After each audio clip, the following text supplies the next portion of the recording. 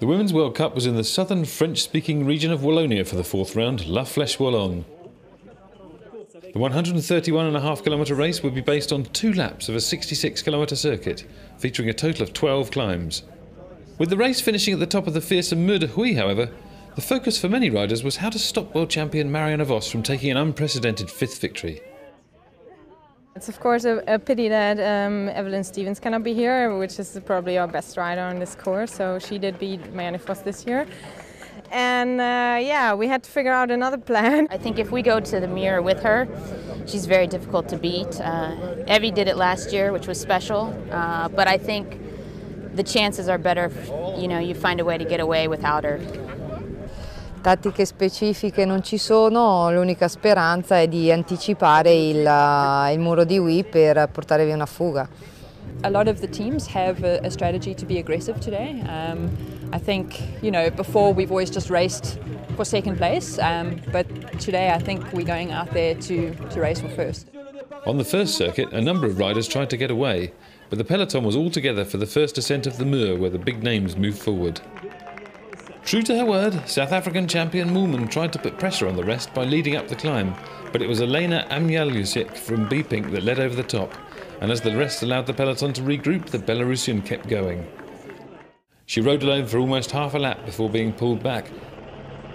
With the assembled mass of photographers waiting at the finish, 2009 world champion Tatiana Gudurzo tried her hand, but it was to come down to the expected battle between the favourites.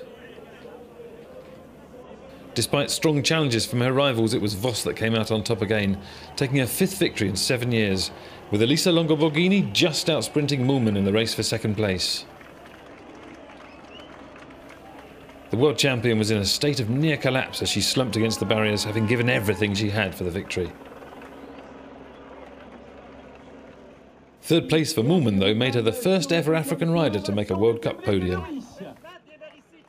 I was obviously going for a win and slightly disappointed that it's a 3rd, but it's almost like a victory for me. It's my first big podium in Europe. I've only really been cycling in Europe for 2.5 seasons, so it's a big step forward.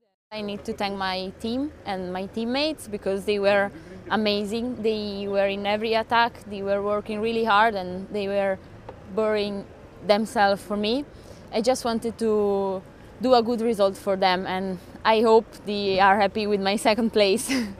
My team did such a good job to control the race and they made it work. I didn't have to do anything all race, so I was